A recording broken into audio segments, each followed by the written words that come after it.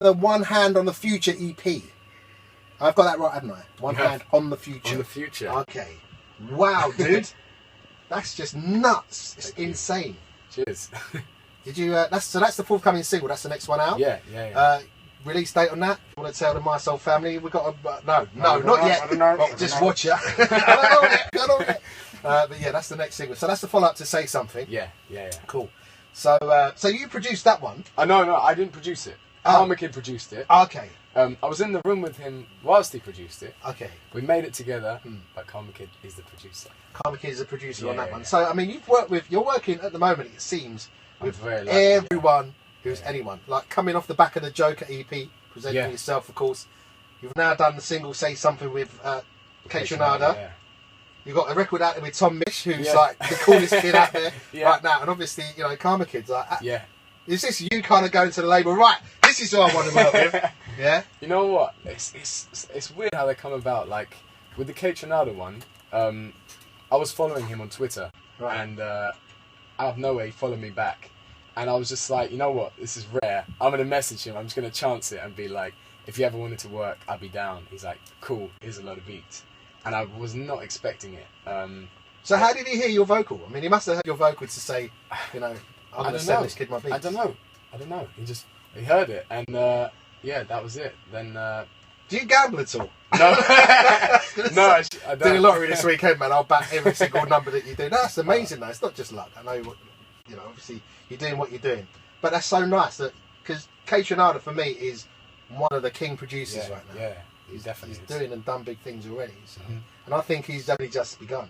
Yeah, he's got such a distinct sound, and that's the same with Karma Kid, with Tom Misch, with Joker.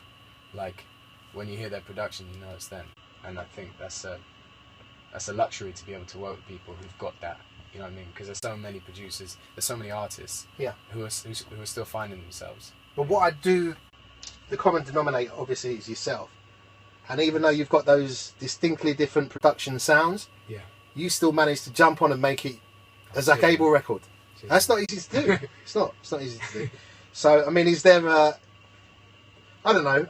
direction that you go in every time you hook up with a producer? Have you got a certain vision of your end product? No, definitely not. I've found whenever I plan to have a song a certain way, it always goes wrong. Right. It's the times when I don't plan and I'm just going with blind emotion. That's when the best songs come. Okay. Yeah. Right.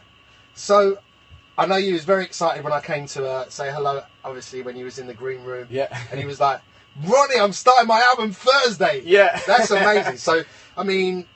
First of all, who else have you worked with on this? And then, are you working with the same kind of people on the new album? Well, yeah. I mean, basically, I write a lot of my stuff with a guy called Ed Thomas, who has written for some really awesome people, and we've kind of just grown together, and I've learned so much from him. So he's going to be working on the album a lot with me.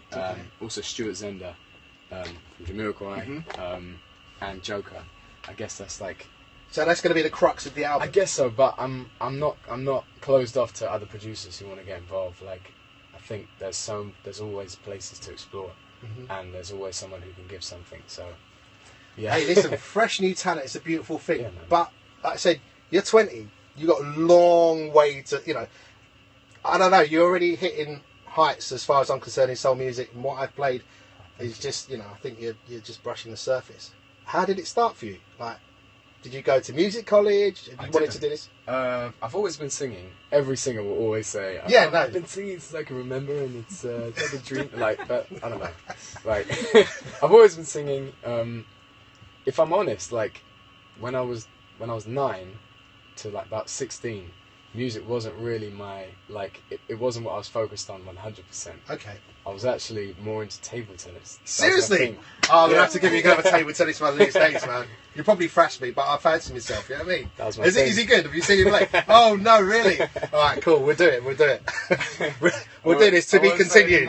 Be continued. I'm up for that. But yeah, I've always done music, and it's always been a big part of my life. But I'm more of like a plan A kind of guy, so one thing at a time, focus on that. Right. And then as soon as I realised that I wanted to do music, I just focused on that, and I started writing with other people, and a song that I'd written got sent to someone at Atlantic Records, and it got sent to my A&R guy Joe, and he was like, should we talk?